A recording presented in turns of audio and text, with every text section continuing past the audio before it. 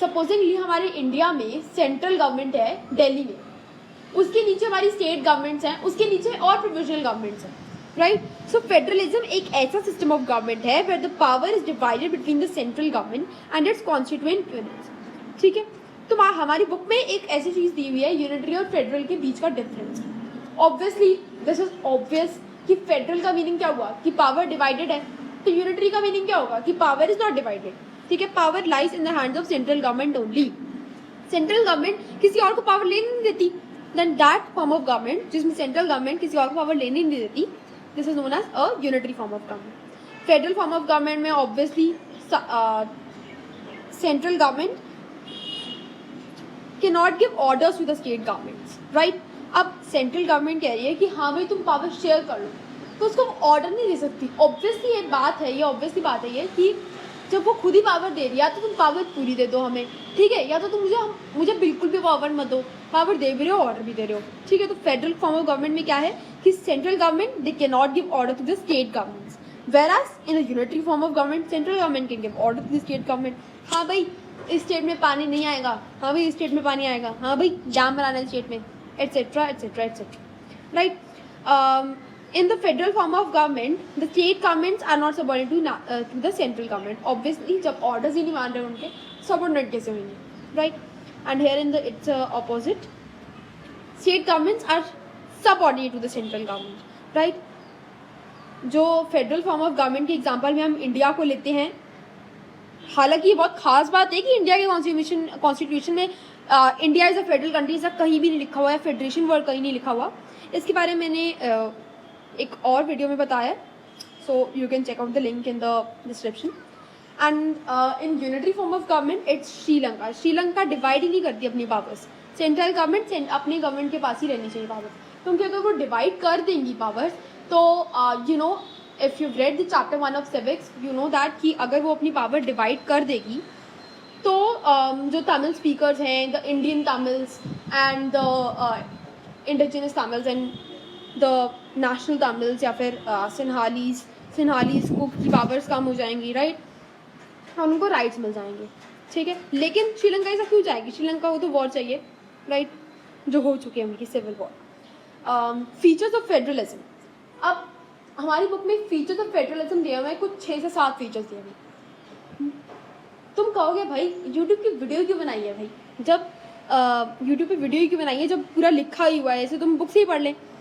ऐसा नहीं है, इसका मैंने एक मेथड तैयार करा है कि हम फीचर्स ऑफ फेडरलिज्म को कैसे याद कर सकते हैं, राइट. पहले हम रीड कर लेते हैं. फेडरलिज्म देयर आर 2 और मोर टियर्स ऑफ गवर्नमेंट. यानी कि हमने पढ़ा था कि फेडरलिज्म एक ऐसा सिस्टम ऑफ गवर्नमेंट है जिसमें पावर एक जगह ना रहकर डिवाइड हो जाती है.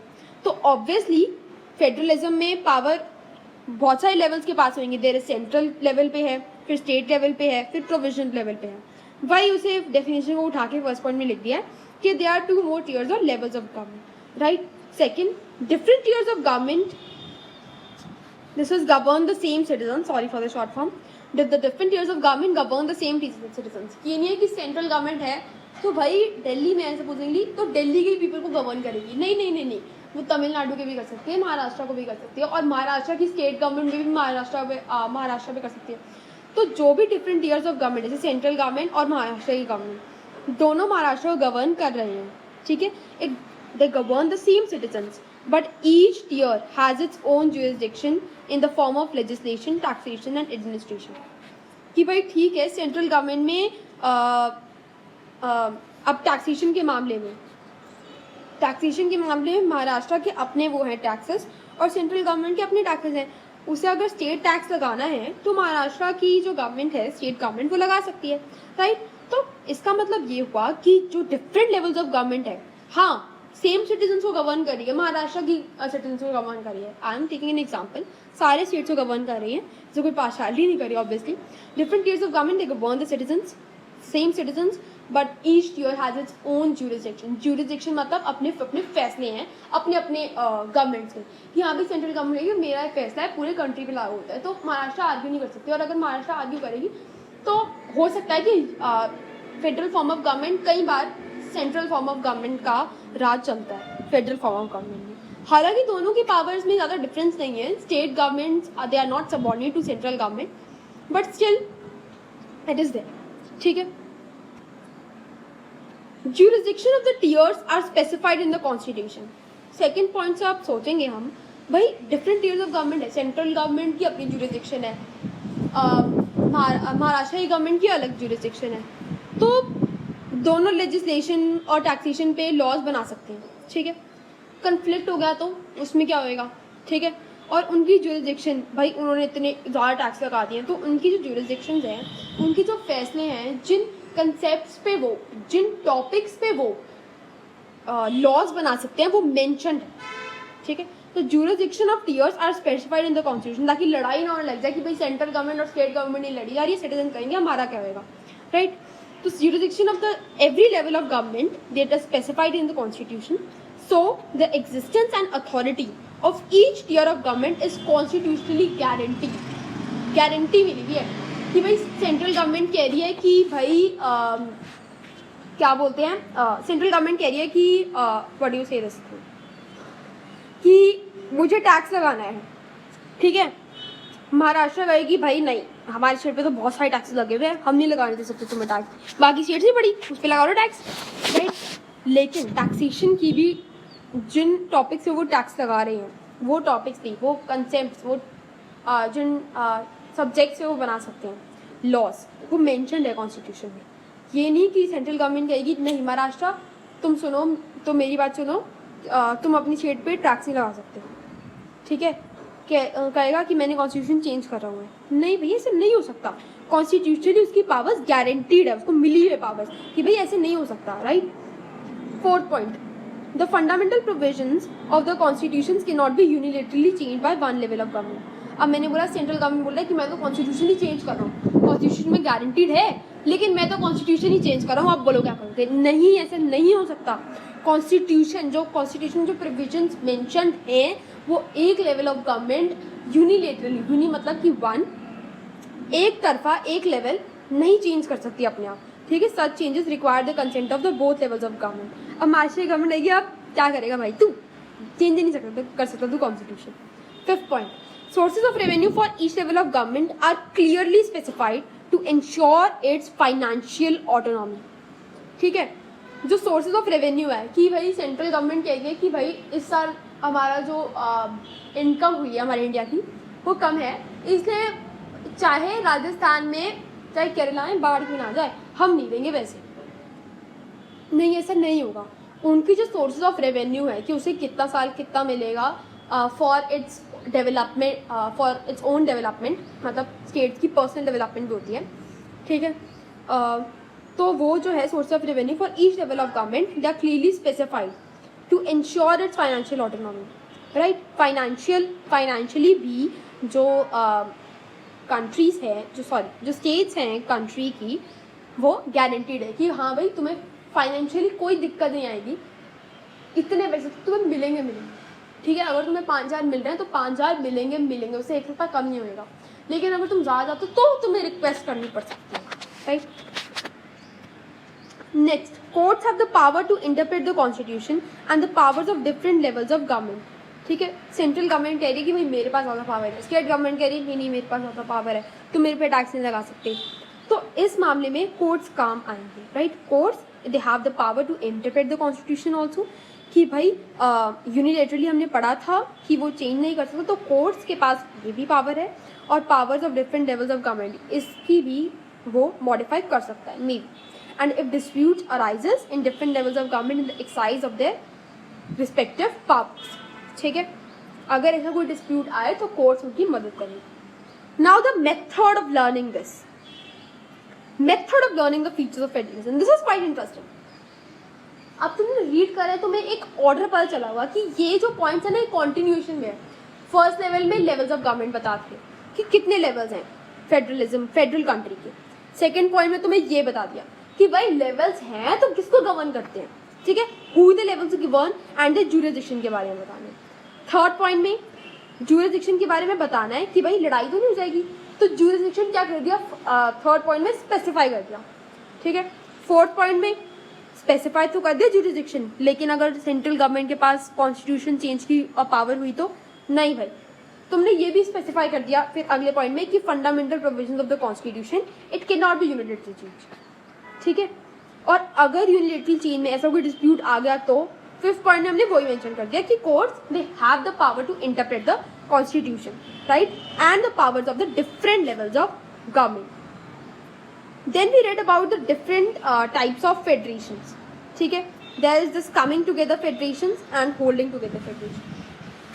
हमने पढ़ा था कि फेडरलिज्म एक ऐसा सिस्टम ऑफ गवर्नमेंट है जिसमें पावर एक जगह ना रहके डिवाइड हो जाती है, राइट। अब तुम कहोगे कि भाई इंडिया में पावर डिवाइडेड है, हमने इंडिया को फेडरल कंट्री कह दिया, यूएसए को क्यों कह रहे हैं फेडरल कंट्री? लाइक वो तो खुद से बने हैं, स्टेट्स खुद से बने और लाइक पावर इतनी डिवाइडेड नहीं है, उसमें तो खुद ही उन्होंने अपना डिवाइडेड पावर उसको मर्ज किया। उनको भी हम फेडरल कंट्री, उसे भी हम फेडरल कंट्री के एग्जांपल में लेते हैं। ऐसा क्यों? क्योंकि फेडरलिज्म जो फेडरेशंस है there of two types, coming together federations and the holding together federations. Coming together federations का मतलब हुआ, कमिंग टुगेदर मतलब कि पास आ रहे हैं, ठीक है, मतलब अपने इकट्ठे हो रहे हैं, यूनिटी बना, they are becoming unified, right? So in this, in coming together federations, independent states, the independent states, मतलब ये नहीं कि भाई यूएसए ने अपनी साथ वाली कंट्री को बोला भाई तुम मेरे साथ आ जा, फोर्स नहीं कर रहे। इंडिपेंडेंट स्टेट्स हैं, they come together at their own, उसे कोई फोर्स नहीं कर रहा उन्हें। In this independent states they come together, coming together है, they come together to form a bigger unit. USA है, अगर आप यूएसए का पॉलिटिकल मैप देखोगे आप वो सोचोगे कि कितनी छोटी छोटी स्टेट्स हैं उसमें। वो स्टेट्स पहले स्टेट्स थी, मतलब वो अपनी अपनी सेपरेट सेपरेट कंट्रीज थी। जो इंडिपेंडेंट स्टेट्स थी उन्होंने खुद से कहा कि हाँ भाई हमें मर्ज होना पड़ेगा, वरना क्या है जापान हम पे हमला कर सकता है, ऐसा हो सकता है, right. So they merge together, they came together at their own to form a bigger unit. इससे क्या होएगा कि सबके रिसोर्सेस यूनिफाइड हो जाएंगे, ट्रेडिंग में भी दिक्कत नहीं आएगी, एंड हो सकता है अगर जापान वॉर करे तो यूएसए टक्कर दे सकता है, right. By pooling together sovereignty and retaining identity, USA में जो अलग अलग स्टेट हैं उनकी अलग अलग एक आइडेंटिटी है, ठीक है। दे कैन इंक्रीज देयर सिक्योरिटी। जो यूएसए में टेल यू समथिंग, तो यूएसए की जो स्टेट्स है सपोजिंगली उसमें एक बंदा रहता है तो क्या कहेगा, supposedly I am an Indian, right, तो मैं कहूँगी कि I am from Maharashtra, right, and I am from India. मैं यही कहती हूँ हमेशा कि भाई आई एम एन इंडियन, मैं ये नहीं कहती कि आई एम महाराष्ट्रियन, मैं ये नहीं कहती, मैं हमेशा यही कहती हूँ कि आई एम एन इंडियन। लेकिन वहाँ पर यूएसए में क्या बोलते हैं, दे से कि आई एम अ महाराष्ट्रियन, कि भाई मैं इस स्टेट से हूँ। कंट्री को इतना महत्व नहीं मिलता है वहाँ पे, स्टेट्स को मिलता है वहाँ पे, right. So they have retained their identity, उनकी आइडेंटिटी उनके पास ही है, ठीक है, and they have pooled their sovereignty also. और उससे क्या होगा कि they can increase their security. As I said before कि जापान अगर हमला करे तो हो सकता है कि जो यूएसए है वो बराबर की टक्कर दे दे Japan, right. And for example the USA, Switzerland and in Australia. Australia का भी अगर मैप देखोगे तो आपको छोटी छोटी स्टेट्स नजर आएगी, right. They all have equal power and are strong.